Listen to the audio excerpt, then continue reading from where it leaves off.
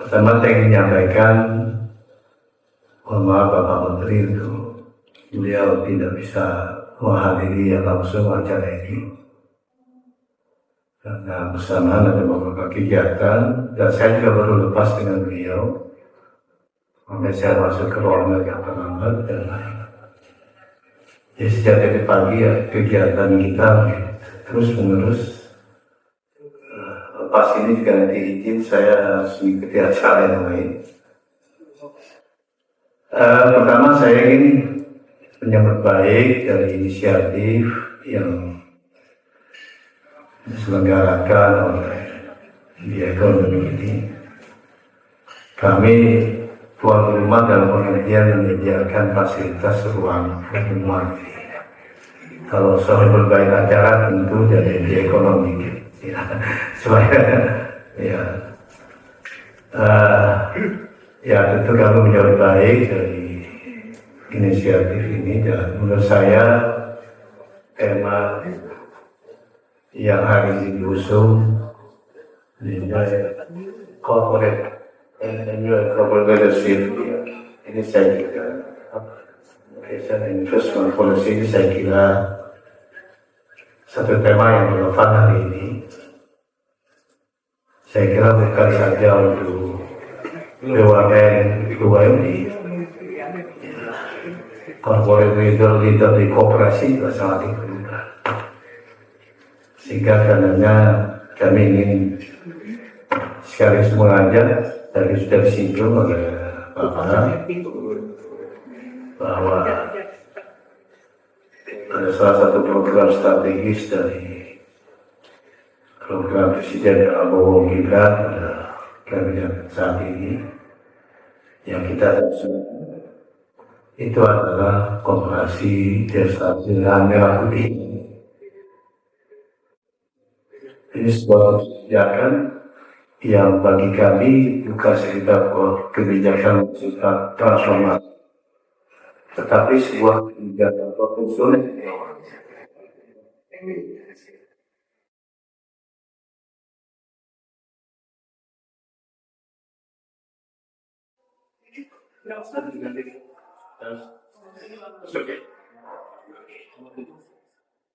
Mengapa? Karena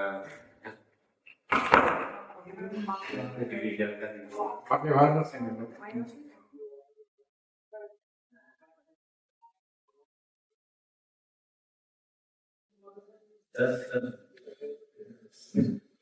Oke,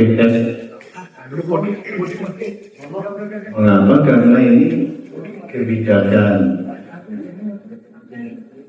operasi desa Pilihan Merah Putih. Kita ingin melakukan satu perubahan yang sangat besar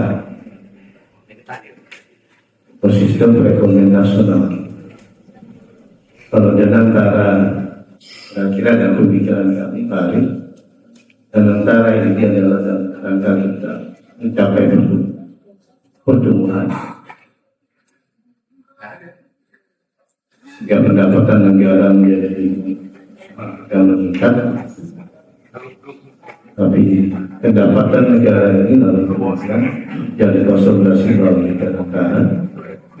Pada sisi lain ini memerlukan aspek pertumbuhannya harus didukung aspek pemerataan. Dan pemerataan inilah yang dalam rangka memberikan keadilan sosial bagi seluruh rakyat Indonesia ini dapat melalui beberapa program strategis presiden.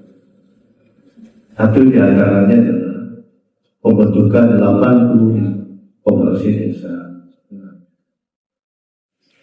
Alhamdulillah hari ini telah tercapai lebih dari 80 juga lebih dari 100% apa yang targetkan oleh Bapak Presiden akhir Juni kemarin dan bisa mencapai melampaui dari target 100% dalam rangka pembentukan kelembagaan. Insya Allah lalu kemudian nanti 19 Juli akan ada launching laboratorium koperasi kelurahan oleh Bapak Presiden langsung.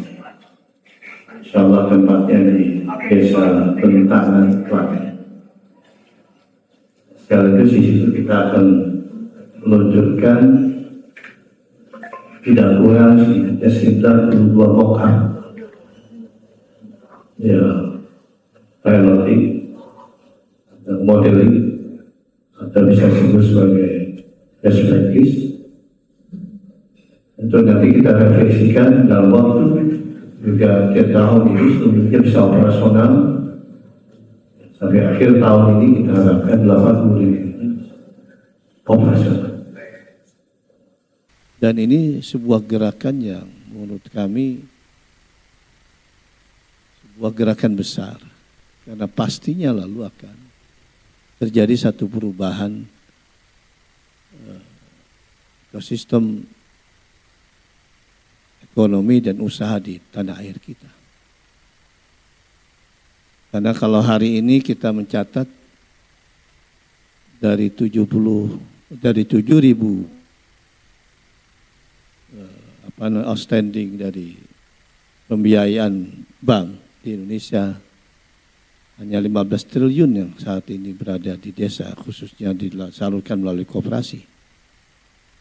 Maka melalui program ini,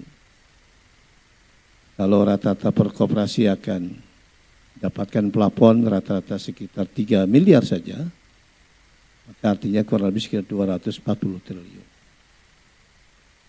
Dan berbagai program strategis, komoditi strategis pemerintah, artinya yang dibutuhkan oleh masyarakat akan disalurkan melalui Kopdes ini. Ya, kebutuhan sembako, mulai dari beras, gula, minyak goreng dan seterusnya, sampai dengan LPG, pupuk. Bahkan MBG pun, penyelenggaraan MBG menurut Inpres 9/2045 tentang percepatan pembentukan Koperasi Desa Kelurahan Merah Putih ini akan juga melalui Koperasi Desa Kelurahan Merah Putih. Ya, bisnis yang kita perkirakan melalui Koperasi Desa Merah Putih ini ya bisa mencapai, di tahun pertama saja kita perkirakan mencapai 1.000 triliun. Ngitungnya mudah, Pak. Ngitungnya mudah karena apa? Dari alokasi plafon pembiayaan 3 miliar ke 80.000 dan 240. MBG sekitar 150 triliun. LPG sekitar 100 triliun.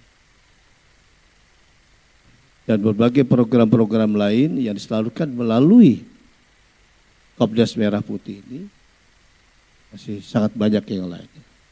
Dan yang terakhir bahkan kemudian ini pasti memerlukan kemampuan dari kepemimpinan yang kuat, yang ini tentu semakna dengan tema hari ini. Ya, corporate leadernya memerlukan kompetensi yang kuat dan ini butuh dukungan dari para profesional, dari Bapak Ibu sekalian. Itu adalah dalam ratas kemarin minggu yang lalu, Bapak Presiden bahkan sudah menetapkan satu kebijakan, setiap Kopdes nanti akan mengelola PLTS. Jadi di desa akan ada pembangkit listrik tenaga surya. Yang akan dibangun di 80.000 desa kelurahan. Dan itu dikelola juga oleh Kopdes, oleh Koperasi Desa Merah Putih. Ini sebuah kebijakan yang saya kira memerlukan kesiapan yang bukan saja menjadi urusan dari sisi teman-teman kita di desa, di dalam rangka dia menyiapkan sisi kelembagaan dan usahanya dari SDM-nya, tapi juga menjadi tanggung jawab kita bersama.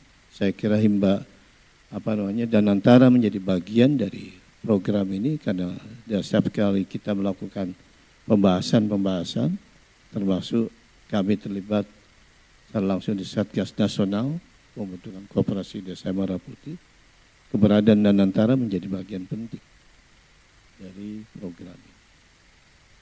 inilah yang saya kira menjadi relevan pertemuan ini, di mana kepeloporan yang kemudian mendapatkan apresiasi dari di ekonomi ini, saya kira juga kemudian harus bertransformasi untuk dapat kemudian mensupport